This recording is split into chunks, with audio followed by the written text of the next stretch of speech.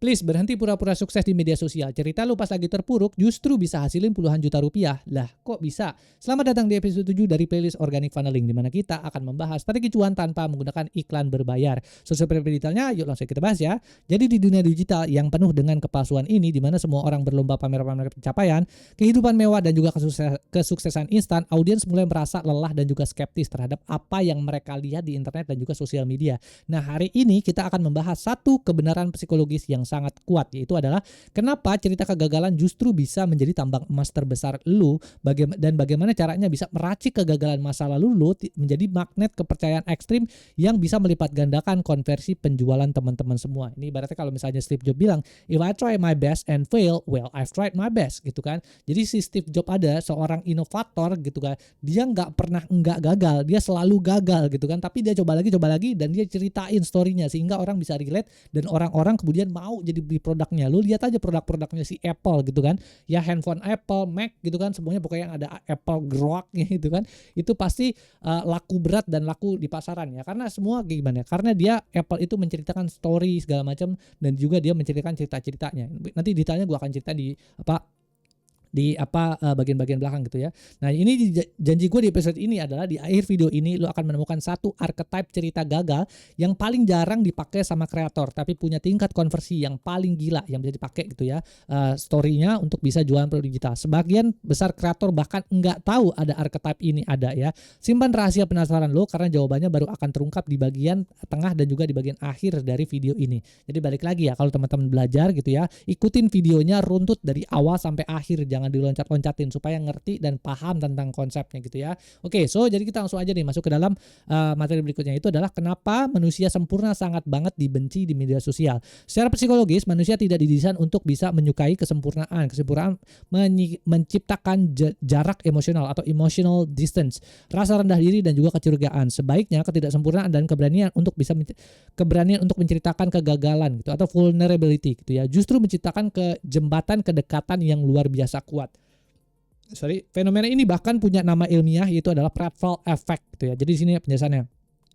Pratfall Effect in social psychology, Pratfall Effect refers to the phenomenon where the likability of an individual who is generally perceived as highly competent increase when he make a mistake. Itu intinya adalah ketika seseorang terlihat memiliki kegagalan gitu atau melakukan kesalahan, bukannya dia terlihat jadi makin gagal, tapi orang melihat dia adalah orang manusia biasa dan bisa relate, dan dia terlihat malah jadi seperti expert.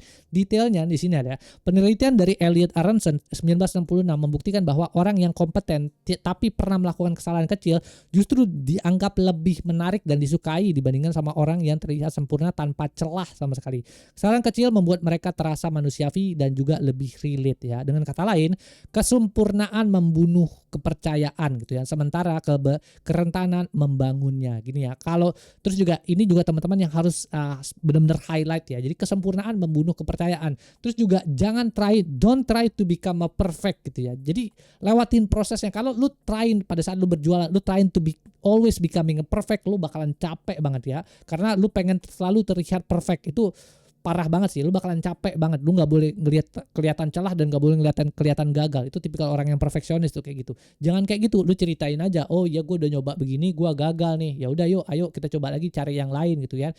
Kayaknya kalau dengan cara begini kita bisa deh tembusin kan. Terus seterusnya lu ceritain cara kayak gitu ya. Intinya adalah menceritakan kerentanan, membuat kerentanan bukan kesempurnaan pada saat kita melakukan personal branding yang bagus gitu ya. Pada saat kita melakukan personal branding. Jadi mari kita lihat perbedaan mendalam antara kreator yang berpura-pura sempurna dengan kreator yang berani menunjukkan sisi manusiawinya. Yang pertama adalah kalau misalnya kreator yang sok sempurna, citra diri atau image-nya adalah selalu terlihat sukses, kaya raya secara instan tanpa ada masalah sama sekali kayak gitu. Ini banyak nih para kreator-kreator sebelumnya yang melakukan halnya kayak gitu. Jadi itu menurut gue jangan sampai dilakukan. Lu bakalan capek banget kalau misalnya melakukan kayak gini. Itu yang pertama. Yang kedua adalah tingkat kepercayaan. Dipertanyakan audiens menduga ada udang di balik bakwan gitu kan, atau pamer-pamer palsu ya. Orang pamer-pamer palsu segala macam dah seterusnya ya. Dan juga gue kadang-kadang suka bingung ya, kenapa sih orang flexing sama ya mobil baru segala macam, kenapa lu nggak pernah flexing buku? Gue baru beli 100 buku ya, gue baru beli 1000 buku ya. Itu kalau buat gue sih itu akan jadi lebih menarik. Gue nggak tahu sih kenapa orang-orang melakukan itu ya, apa mungkin gue geek, gue nggak tahu juga sih ya. Tapi menurut gue ya kalau misalnya lu terlalu pamer yang bentuk-bentuk kayak gitu, orang akan melihat kayak ada udang di balik bakwan di situ kan. Jadi jangan sampai lu melakukan hal yang kayak gitu, flexing kayak gitu lah ya. Yang ketiga adalah hubungan emosional, dingin dan berjarak. Hanya hubungannya transaksional antar penjual. Jadi ada hubungan atau transactional relationship, dan juga ada relationship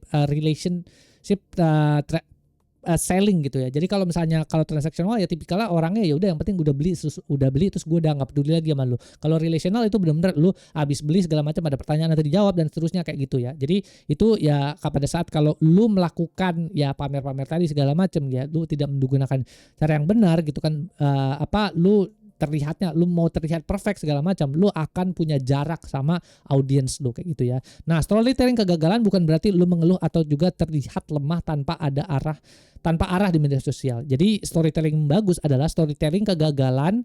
Storytelling kegagalan adalah seni membagikan luka masa lalu yang kini sudah menjadi bekas luka, scar yang sudah sembuh gitu ya. Bukan membagikan luka yang masih berdarah-darah atau wound gitu ya. Jadi ibaratnya kalau misalnya lu dulu pernah sobek nih gitu kan, gara-gara jatuh segala macam itu problem lu misalnya. Oh iya nih dulu gue pernah pengobatannya di sini pakai obat ini segala macam, udah gue pakein Hansaplast, sekarang udah sembuh lo. Jadi caranya kalau lu lagi punya penyakit kayak begini atau lu kesobek kayak gini, lu lebih baik caranya pakai misalnya betadine atau lu pakai Hansaplast biar cepet gitu kan, untuk bisa lebih sembuh misalnya, caranya kayak gitu. Jadi menceritakan sesuatu kegagalan bukan dengan cara menceritakan sesuatu hal yang gue lagi berdarah nih segala macam sakit banget tapi nggak ada solusinya, itu bego aja gitu kan. Caranya yang benar adalah lu menceritakan ya prosesnya dari problem gitu ya, caranya gimana, lalu kemudian terakhirnya solusinya seperti apa, step by step seperti apa. Jadi menceritakan bekas luka atau scarnya gitu ya. Ini adalah pembuktian bahwa lu adalah manusia biasa yang berhasil menemukan jalan keluar dari masalah yang saat ini sedang dihadapi oleh audiens lu. Nah, ini rumus kuncinya adalah audiens membeli produk digital lo bukan karena lo adalah dewa yang sempurna tanpa celah, melainkan karena lo adalah pemandu jalan yang sudah pernah tersesat atau nyasar, berhasil keluar dari hutan belantara tersebut dan kini memegang peta jalan terbaik untuk bisa mereka bisa keluar dari hutan tersebut gitu ya. Jadi ibaratnya kayak lu adalah orang yang udah pernah masuk ke dalam hutan gitu ya, udah pernah nyasar, udah pernah ketemu macan, udah pernah ketemu serigala segala macam, dan juga lu udah pernah keluar dari hutan tersebut dan lu udah tahu seluk beluk hutannya. Nah, audiens ngebeli peta jalannya lu gitu ya. Si audiens ini kepengen sukses juga, dia pengen keluar dari hutan juga kan, dia kepengen menuju arah kesuksesan tapi dia harus melewatin hutan. Nah, untuk bisa melewati hutan itu supaya bisa dia nggak nyasar dan nggak ketemu macan, nggak ketemu sama serigala, dia butuh peta jalan lu. Yang dibeli adalah peta jalan lu kayak gitu ya. Jadi yang lu ceritain adalah ya tadi itu kan, dan yang lu jual adalah peta jalan untuk bisa keluar dari hutan tersebut kayak gitu. Itu kalau misalnya kita bayangkan dari sisi analogi. Lalu kemudian berikutnya sekarang kita masuk ke dalam 5 arketip cerita gagal yang paling menghasilkan cuan. Jadi ya nggak semua cerita gagal diceritakan sama. Ada yang bikin audiens terinspirasi, ada juga yang bikin mereka kasihan. Nah, ini adalah 5 arketip yang teman-teman bisa pakai atau cerita yang bisa teman-teman ceritakan ke audiens untuk bisa meningkatkan personal branding teman-teman dan juga untuk bisa berjualan produk digital teman-teman jadi lebih bagus. Yang pertama adalah the comeback. Lu jatuh keras tapi bangkit dengan cara yang dramatis gitu ya. Ini juga ya misalnya lu nyasar, lu udah gak punya duit, duit tabungan lu minus gitu ya, lu dikejar-kejar orang segala macam, tiba-tiba lu menemukan suatu cara tertentu untuk bisa lu comeback ya, kemudian lu bisa jadi sukses. Nah, itu adalah suatu cerita yang kemudian menarik banget untuk bisa diceritakan dan orang bisa relate. Yang pertama, the pivot. Lu gagal di satu arah lalu kemudian menemukan jalan yang jauh lebih baik gitu. Nah, itu juga lu bisa ceritakan. Nah, ini juga di Digital Product Blueprint yang gue jual gitu kan di kreator viral, itu ada namanya adalah di bagian akhir di hari ke-31 itu ada namanya pivot ya. Strateginya itu ngambil dari The Lean Startup ini ya. Ini bukunya ya, namanya adalah The Lean Startup. Pivoting namanya. Jadi pada saat lu berjualan produk digital, ketika lu menemukan deadline atau lu menemukan atau suatu tempat yang mentok gitu kan, ini perjualan gua nggak laku nih segala macam kayak gitu ya. Nah, itu lu bisa ceritain, lu bisa bercerita ke orang bahwa nih gue bikin produk digital kayak begini, terus habis itu produk digital gua kayaknya kurang bagus nih segala macam bla bla bla gitu kan. Nah, kayaknya gua dengan cara seperti ini gua mau mencoba hal baru. Dah, itu bisa jadi sebuah story lagi yang lebih relate. Nah, nanti kalau misalnya produk digital lu udah sukses segala macam. Story itu tadi itu akan ngebikin produk digital lu akan menggulung namanya, atau compounding luar biasa gitu ya. Nah ini dibahas lebih detail di dalam buku ini, yaitu The Lean Startup. Jadi membangun sebuah produk itu adalah iteratif proses, nggak proses linear ya. Bukan prosesnya tuh nggak lurus begini ya, tapi prosesnya tuh muter kayak lingkaran. Ini gagal, coba ada namanya BML, Build, Measure, Learn. Coba bikin dulu, hitung dulu bener apa enggak, salahnya di mana, belajar, oh salahnya di sini, perbaikin lagi, terus begitu. Jadi kayak roda muter terus kayak gitu. Nah itu bisa kita ceritain ya, proses story pivot itu bisa kita ceritain. Itu yang kedua. Yang ketiga adalah the lesson learned the hard way. Lo bayar mahal untuk satu pelajaran yang sekarang lo ajarkan. Itu sesuatu hal, misalnya kesalahan gua apa sih segala macam, itu lo bisa ceritakan juga kayak gitu ya. Nah itu orang pasti bakalan bisa relate juga. Itu yang ketiga. Yang keempat adalah the almost there. Lo hampir sukses tapi gagal di detik-detik terakhir dan belajar dari sana kenapanya gitu. Itu juga bisa diceritain. The blind spot. Lo gagal karena nggak menyadari satu hal krusial yang sekarang lo tahu. Teman-teman nanti subscribe deh ya di channel gua. Nanti gua akan ceritain ya. Ini gua akan ceritain satu cerita gua tentang pada saat gua ikut di salah satu event, namanya adalah IDMC atau Indonesian Digital Marketing Conference. Nah di situ nanti gue akan bercerita, dan teknik ini ya namanya the blind spot ini akan gue pakai di dalam story itu kayak gitu ya. Nah jadi nanti teman-teman bisa nyontek juga. Oh caranya gini ya. Ya udah ntar gue pakai deh buat nanti pas bulan produk digital. Jadi makanya subscribe guys. Nanti gue akan ceritain kayak gitu ya. Ini teknik blind spotnya itu udah skripnya udah jadi. Nanti gue akan gue akan bikin videonya ya untuk yang the blind spot ini gitu ya. Jadi ini adalah archetype atau 5 kategori lah gampangnya ya. Kategori cerita yang teman-teman bisa pakai untuk ya kalau misalnya teman-teman mau berjualan produk digital gitu ya, dari konten organik, supaya orang-orang audiensnya bisa lebih relate dan penjualan teman-teman bisa juga jadi lebih di-push gitu ya, pakai cerita-cerita ini. Lalu kemudian berikutnya di sini ada formula 3 babak mengubah air mata menjadi cuan gitu ya.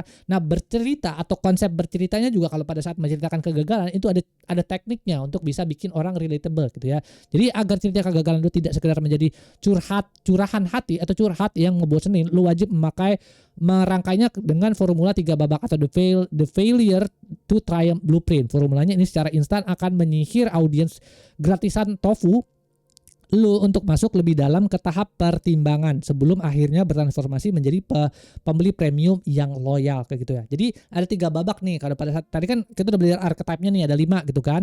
Nah, ini sekarang kita belajar namanya adalah formula 3 babaknya ya. Ada 3 babak bagaimana cara kita bisa menceritakan kegagalan kita yang terstruktur untuk bisa bikin orang jadi mau beli produk digital kita. Yang pertama adalah babak pertama itu adalah titik terendah, ada the dark valley gitu ya. Ini gua ambil dari salah satu cerita yang paling famous lah ya, atau yang paling terkenal di dunia gitu ya. Jadi sebenarnya ada 7 gitu ya. Gue ambil salah satu yang menurut gue adalah gue salah satu fansnya dia. Ini namanya adalah Steve Jobs gitu ya. Dan gue ambil nih ceritanya dia karena menurut gue ini yang paling relate buat gue. Oke, kita balik lagi ke babak pertama. Jadi di sini adalah titik terendah, the dark valley.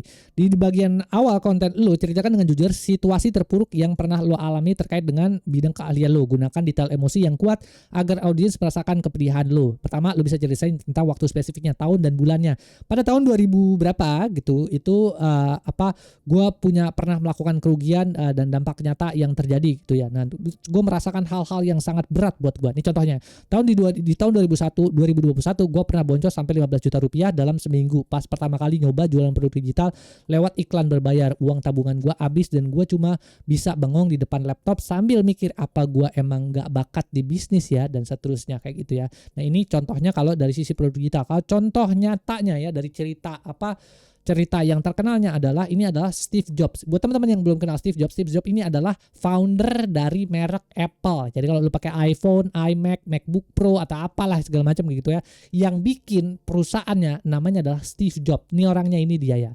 Nah, di The Dark Valley-nya dari ceritanya dia ya pada saat masa paling terpuruknya dia adalah dia dipecat dari Apple, perusahaan yang dia bikin sendiri sampai gede banget ya, sampai ratusan juta dolar, terus tiba-tiba dia dipecat. Lu kebayang ya, lu bikin perusahaan capek-capek begadang segala macam bla bla bla, tiba-tiba udah gede dipecat. Nah, anjay gitu. Kok bisa gitu kan? Nah, itu parah banget sih. Jadi pas lagi di situ itu bener-bener beritanya di mana-mana waktu zaman itu ya, tahun itu ya. Terus Steve Jobs masuk koran segala macam, the WizKid is falling kayak gitu ya. Nih kayak gitu. Habis itu berikutnya Di babak kedua adalah momen pencerahan, yaitu adalah jelaskan titik balik di mana lo menyadari kesalahan fatal lo atau ketika lo menemukan rahasia atau metode baru yang mengubah segalanya. Ini adalah jembatan menuju solusi, yaitu adalah yang pertama lo yang wajib ada dalam cerita ini adalah pemicu atau pencerahan, kedua adalah kesalahan fatal, juga yang ketiga adalah keputusan baru yang lo ambil. Ini misalnya contohnya kalau untuk produk digital. Di tengah keputusan itu gua sadar satu hal, iklan berbayar gua boncos karena gua enggak punya corong organik atau funneling yang kuat. Gua cuma asal spam tombol beli tanpa bangun kedekatan. Akhirnya gue mutusin buat berhenti ngiklan dan mulai fokus pada bangun funnel organik dari nol, sehingga gue nggak boncos lagi segala macam ya. Ingat ya, pada di episode kemarin juga udah gue ceritain tentang funnel organik ini gimana caranya untuk bisa lu nggak boncos ya. Ingat ya, konsep korek api ya, cari dulu ya celahnya korek apinya, nyalain kecil dulu, kalau udah baru siram pakai bensin, pakai digital ads. Kalau misalnya lo langsung cepret, lo bisa boncos gitu kan, kayak gitu sih. Nah itu ya contohnya. Nah ini di sini juga kalau kita ngambil cerita terkenal lagi, itu adalah cerita terkenal Steve Jobs. Dia biasanya ceritanya tuh di tengah-tengahnya ada waktu pas lagi dia bikin, setelah dia dipecat, kemudian beberapa tahun kemudian itu dia bikin perusahaan baru. Dia mulai comeback nih, mulai mencoba untuk comeback. Nah perusahaannya namanya adalah Next, di mana di situ dia mulai menerapkan berbagai macam gitu kan teknologi-teknologi dan inovasi-inovasi juga yang kemudian menarik. Salah satu yang menarik yang dipakai di situ ada, kalau nggak salah ada OOP atau Object Oriented Programming ya dari Next. Itu menurut gue adalah kisah yang keren banget. Gue selalu ngikutin ya kalau cerita-ceritanya Steve Jobs ini. Habis itu berikutnya di babak ketiga adalah hasil dan transformasi, the triumph and lesson. Tunjukkan hasil nyata yang lo peroleh saat ini setelah mempraktikkan metode baru tersebut. Pastikan lo juga membagikan pembelajaran berharga yang bisa langsung dicontek oleh audiens. Misalnya kayak angka hasil nyata. Oh, omsetnya Apple ketika Steve Jobs kemudian kembali dari Apple lagi setelah Apple membeli Next, itu omsetnya meningkat tinggi gitu kan dari hasil strateginya Steve Jobs dan seterusnya, yaitu tampilan pencapaian dan seterusnya gitu ya. Nah satu pelajaran utama yang actionable adalah hasilnya. Tanpa modal iklan spesial full funnel organik, baru gue berhasil menghasilkan omset 10 juta pertama gue dalam waktu 3 bulan. Pelajaran terbesarnya adalah jangan pernah bakar duit di iklan sebelum mesin organik lo terbukti menghasilkan konversi. Lo bisa bercerita seperti itu gitu ya. Jadi ini adalah 3 babak utama pada saat kita mau bercerita gitu ya, yang biasanya yang paling common lah ya, storytelling method atau storytelling framework yang teman-teman bisa pakai untuk bisa bikin orang jadi hanyut di dalam ceritanya, lalu kemudian teman-teman di sana bisa memberikan sebuah solusi ya, sehingga orang-orang mau jadi berjualan produk digital teman-teman kayak gitu ya. Nah dengan formula 3 babak ini, cerita kegagalan lo bukan cuma menjadi menarik perhatian atau attracting people, tapi juga memposisikan lo sebagai trusted authority yang memiliki solusi real terhadap masalah serupa yang dialami audiens dan juga bisa lebih melekat di hati konsumen. Sama aja, balik lagi kan, jadi lo bisa menceritakan kegagalan lo pada saat lo ibaratnya tadi ya, pertama kali masuk hutan, pas di tengah hutannya kayak gimana, sampai pas lagi di luar hutannya tuh kayak gimana gitu kan. Jadi ada 3 babaknya tadi. Misalnya pas mau masuk hutan segala macam, kegagalan yang paling parahnya segala macam apa bla bla bla. Pertama kali masuk hutan, yang pas di tengah-tengah hutan ketemu macan lah, ketemu serigala, macam-macam kayak begitu gitu kan. Comebacknya terus gue ketemu di situ gue harus ngelakuin apa. Terus yang ketiga adalah lalu pas keluar gue ngerasain apa gitu, kesempurnaan atau solusi yang terjadi dari diri gua, transformasi yang terjadi dari diri gua, itu akan sangat menarik ceritanya. Nah sebenarnya kalau kita ngelihat dari famous story ya, di sini ya, ini ada famous story ya, famous failure story itu selalu mengikuti kisah 3 babak ini.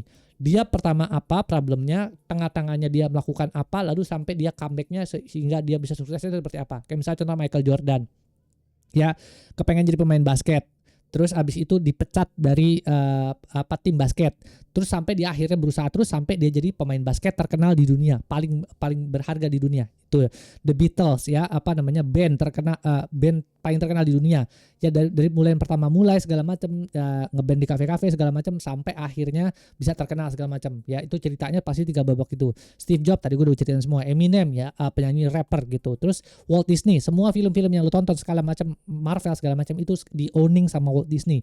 Jadi itu kayak Mickey Mouse juga, Little Mermaid, macam-macam lah, semua segala macam itu di owning sama Walt Disney ya. Itu pernah ditolak gitu kan, naskahnya segala macam, ilustrasinya dibilang orang gila gitu kan. Nah kayak gitu, itu juga cerita-cerita kisahnya. Oprah Winfrey gitu kan, ini ibaratnya kayak Najwa Shihab versi Indonesia gitu ya. Nah ini adalah seorang jurnalis juga yang kemudian bisa jadi terkenal. Dia pernah dipecat dari TV gitu ya. Nih Albert Einstein pernah dikatain goblok sama gurunya karena enggak, karena nggak bisa ngikutin pelajaran kayak gitu ya. Tapi dia adalah jadi scientist ya, karena pernah dikatain goblok itu, terus itu berusaha belajar lagi sehingga sekarang jadi scientist nomor 1 di dunia yang bikin E equals MC kuadrat gitu kan di dunia fisika gitu kan. Jadi itu Albert Einstein. Jadi balik lagi ya, famous story itu pasti selalu ngikutin punya framework story-nya kayak gimana sampai akhirnya dia bisa jadi sebuah story compelling dan kemudian bisa jadi memorable. Dan selalu ingat ini ya buat teman-teman ya, yang yang kalau misalnya masih malu gitu menceritakan tentang kegagalan mereka, lu mesti ingat kata-kata ini. If you never failed, you have never tried anything new gitu ya. Jadi kalau lu nggak pernah gagal, ya lu nggak akan pernah, artinya lu nggak pernah mencoba sesuatu hal yang baru gitu ya. Jadi lu gagal, that's fine dude, ya udah gitu kan. Tapi terus aja iteratif, terus aja diperbaikin terus. Apa sih yang lu bisa perbaikin ya? Udah terus perbaikin lagi, benerin lagi. Nih di bukunya di Lean Startup, ya makanya tadi dibilang ada strateginya adalah BML, build, measure, and learn ya. Jadi bikin produk, balik lagi kan, nggak bisa bikin produk itu atau mengembangkan suatu produk itu ibaratnya kayak jalur lurus, nggak bisa. Itu adalah iteratif proses kayak roda ya. Bikin dulu, lihat, hitung dulu, ada nggak yang ada salahnya di mana? Oh, kesalahannya di sini, learn. Habis itu bikin lagi, perbaikin lagi, terus begitu ya. Balik lagi, ingat, if you never failed, if you never tried something new ya, if you are creating something new, you will always gonna be fail gitu kan. Jadi gagal biasa aja ya, terus aja dikerjainnya terus sampai lu benar-benar bisa berhasil. Ingat itu ya kayak gitu. Terus habis itu berikutnya sekarang kita masuk lagi ke dalam materi berikutnya, itu 3 kesalahan fatal saat membagikan cerita gagal. Meskipun cerita gagal adalah tambang emas, salah dalam menjanjikannya justru bisa menghancurkan kredibilitas lu dalam sekejap. Hindari 3 kesalahan utama ini berikut ini ya. Pertama adalah oversharing yang enggak relevan. Misalnya lu cerita, gue cerai sama istri gue berantem sama pacar gue, itu sesuatu hal yang gak relevan ya. Buat apa gue tahu kayak gituan, gak penting juga gitu kan. Tapi kalau lo cerita adalah gue pernah gagal memanage waktu antara bisnis dan keluarga sampai akhirnya gue burnout total. Dari situ gue belajar sistem prioritas yang sekarang jadi fondasi produk gue atau fondasi perusahaan gue, supaya gue bisa memanage waktu gak cuma buat gue doang, tapi buat para karyawan-karyawan yang ada dalam perusahaan gue kayak gitu. Itu juga bisa lo ceritain dan itu akan bisa jadi lebih relatable. Berikutnya adalah berakhir tanpa solusi atau the victim mindset. Jangan tinggalkan audiens dalam kondisi sedih atau bingung tanpa memberikan jalan keluar. Setiap cerita kegagalan lu wajib tutup dengan yang namanya adalah solusi konkret atau actionable takeaway gitu ya. Gue rugi 15 juta, tapi di situ gue temukan 3 kesalahan fatal yang sekarang gue bisa hindarin dan kemudian gue bisa perbaikin sehingga gue bisa untung berapa gitu. Itu bisa juga dipakai. Mengarang cerita palsu, come on man, ya ini adalah sesuatu hal yang sangat-sangat no sekali gitu ya. Jadi fake vulnerability gitu kan. Nah ini ya, cerita kegagalan yang fiktif hanya demi mendapatkan simpati audiens gitu ya. Jadi ingat ya, lu membagikan cerita kegagalan tuh bukan untuk bisa mendapatkan simpati gitu. It doesn't matter ya. No one's care about you gitu kan. Jadi yang caranya adalah lu membagikan membagikan kegagalan lu ini atau vulnerabilitas lu, kerentanan lu itu adalah untuk membuktikan bahwa lu adalah orang yang credible, lu ya orang yang trustable gitu ya. Lu adalah orang yang pernah menjalaninya, lu adalah orang yang punya peta jalannya, bisa menyelesaikan masalah ini gitu ya. Jadi lu menceritakan ini bukan untuk bisa mencari simpati orang gitu ya. Itu ada, that's two different things yang berbeda gitu ya. Jadi lu harus bisa membedakan gitu ya. Jadi fokusnya adalah building trust. Gimana caranya bikin orang percaya, lalu kemudian nanti orang bakalan beli sama lu. Jadi kayak gitu ya. Ini mengarang cerita palsu, fake vulnerability, come on man, itu aneh banget sih kalau lu ngakuin kayak gitu ya menurut gua ya gitu. Jadi terus habis itu berikutnya sini, autentisitas adalah mata uang paling berharga di era digital. Satu kali lu kelihatan bohong, kepercayaan audiens lu hancur selamanya dan gak ada jumlah konten sempurna yang bisa memperbaikinya. Ingat ya. So ingat diri lo ya, always be authentic, tapi jangan sampai lu kebablasan autentiknya gitu ya. Karena sesuatu hal kalau orang udah gak percaya sama lu akan sangat sulit orang percaya lagi sama lu gitu. Jadi pastikan adalah lu melakukan sesuatu hal yang bener lah intinya ya. Selalu menjaga kepercayaan customer segala macam, klien segala macam gitu, supaya mereka bisa tetap percaya sama lu. Jangan bikin yang aneh-aneh kayak gitu ya. Terus habis itu berikutnya di sini ada jenis kegagalan yang pantang diceritakan. Tidak semua kegagalan juga layak dijadikan konten. Ada garis batas etis dan juga strategis yang wajib lu patuhi agar personal brand lu juga tetap terjaga. Berikut jenis kegagalan yang tidak boleh langsung say no, bukan fatal lagi, ini benar-benar totally nggak boleh dilakukan. Yang pertama adalah melibatkan pihak ketiga tanpa izin, melibatkan pacar kayak, melibatkan siapa kan, mantan siapa gitu kan, mantan bla bla bla gitu kan, atau melibatkan siapa gitu kan tanpa izin dulu segala macam. Itu sesuatu hal yang teman-teman harus hati-hati juga gitu kan. Nah itu buat gue aja, gue kadang-kadang juga deg kalau melibatkan orang lain gitu dalam story gue. Jadi kalau bisa ya jangan melibatkan pihak ketiga, ceritain aja diri sendiri itu kan, ceritain kita diri sendiri itu. Yang kedua adalah masalah hukum yang masih berjalan, itu juga nggak boleh ceritain. Yang tiga adalah trauma berat yang belum selesai diproses, itu juga nggak boleh ceritain ya, masalah-masalah emosional dan seterusnya. Yang keempat adalah kegagalan yang menyangkut rahasia perusahaan klien. Ini kalau di dalam perusahaan ada yang namanya NDA atau non disclosure agreement ya. Jadi lu tidak boleh ya sebagai seseorang ini lu membocorkan rahasia perusahaan, itu sesuatu hal yang sangat-sangat tidak boleh lu lakukan. Apalagi lu bercerita gitu kan, menceritakan itu semua ke publik, itu juga sesuatu yang tidak boleh dilakukan. Kegagalan yang terlalu baru atau kurang dari 3 bulan, itu juga sesuatu hal yang tidak boleh dilakukan kayak gitu ya. Nah ini prinsip emasnya ya. Sebelum membagikan cerita gagal, tanyakan 3 hal ini pada diri lo sendiri. Apakah cerita ini sudah selesai gue proses secara emosional? Yang kedua adalah apakah cerita ini relevan dengan solusi yang lo tawarkan? Yang ketiga, apakah cerita ini melindungi semua pihak yang terlibat? Jika jawabannya untuk ketiganya ya, maka cerita tersebut adalah aman untuk bisa siap dibagikan buat lo bagikan gitu ya. Jadi lo harus lihat ini ya, ini pertanyaan ini, dan lo harus jawab secara jujur apakah ini benar apa enggak. Lo kemudian baru bikin story-nya, lo bikin konten di sana. Habis itu berikutnya sekarang kita masuk lagi ke dalam materi terakhir, yaitu adalah langkah aksi hari ini. Rancang cerita gagal untuk bisa membangun tambang emas lo sendiri. Sekarang saatnya lo mempraktikkan ilmu-ilmu ini langsung pada personal branding lo agar audiens bisa makin jatuh cinta dan juga menaruh kepercayaan ekstrim kepada diri lo. Yang pertama adalah langkah pertama, pilih satu archetype dari 5 archetype cerita gagal yang paling cocok dengan pengalaman lo. Yang kedua adalah ingat kembali kegagalan terbesar yang relevan dengan solusi produk digital yang lo punya. Yang ketiga adalah gunakan template fill in the blank di bawah ini untuk bisa merancang cerita dalam 10 menit. Ya ini ada berbagai macam template-nya, gue hilangin ya biar teman-teman bisa kelihatan lebih jelas. Archetype yang gue pilih adalah the comeback ya. Terus kedua adalah di babak titik terendahnya apa. Terus habis itu momen pencerahannya apa, transformasi dan pelajarannya apa kayak gitu ya. Nah ini. Jadi teman-teman bisa lihat ya fill in the blank yang ada di sini. Lalu kemudian langkah keempatnya adalah jadikan cerita tersebut sebagai postingan media sosial lo berikutnya, reels, curhat edukatif, infografis karusel atau utas di platform X atau LinkedIn. Jangan lupa sertakan interaksi hangat dengan audiens di bagian kolom komentar di bawah. Nah setelah audiens lo menarik kepercayaan penuh karena mereka merasa sangat dekat dan juga relate dengan cerita perjuangan lo, langkah berikutnya adalah membangun sistem otomatis yang bisa menyambut ketertarikan mereka selama 24 jam penuh tanpa henti. Berikan bahkan saat lo sedang tidur nyenyak sekalipun. Nah gimana cara menyulut konten-konten lo menjadi mesin konversi otomatis yang terus mendatangkan transferan masuk secara otomatis? Ini intinya gue ngebahas episode berikutnya sih ya. Jadi pastikan lo tonton episode selanjutnya biar nggak ketinggalan taktik canggih ini. Sampai jumpa di next episode atau video berikutnya. Nanti di next episode gue akan cerita lebih banyak soal masalah kayak ginian ya. Ya intinya adalah kayak gitu ya. Teman-teman bisa menggunakan cerita-cerita ini untuk bisa dipakai gitu ya, untuk bisa meningkatkan kredibilitas atau trustability gitu teman-teman pada saat berjualan produk digital. Jadi karena produk digital base-nya apa sih? Base-nya udah cuman trust doang. Kalau mereka percaya sama lu, mereka pasti mau beli dari lu. Jadi kayak gitu sih ya. Jadi mungkin itu ya. Ini adalah sebagian materi-materi lagi, yang masih banyak lagi materi lainnya. Gue nggak mungkin bisa ceritain semua nih ya. Materi dari kreator viral ya, ini ada 344 dan still keep on growing. Gue nggak mungkin bisa ceritain semuanya ini ya. Jadi kalau teman-teman tertarik ya, balik lagi pengen ngebangun bisnis digital dengan menggunakan bikin aset digital atau bikin produk digital, teman-teman bisa cek linknya ada di deskripsi di bawah ya untuk bisa dapetin ya semua materi ini dan juga berbagai macam tools lainnya gitu ya. Oke, so paling itu aja yang bisa gue sampai di video kali ini. Balik lagi, mudah-mudahan video ini bermanfaat. Kalau menurut teman-teman video ini bermanfaat, jangan lupa bantu share, likes dan juga komen supaya ada banyak lagi orang yang bisa terbantu dari video ini gitu ya. Terus kalau teman-teman masih mau ngobrol sama gue, di situ ada website gue juga di ausund.com. Kalau mau ngobrol-ngobrol bisa lewat sana ya. Terima kasih penonton. Oke, bye.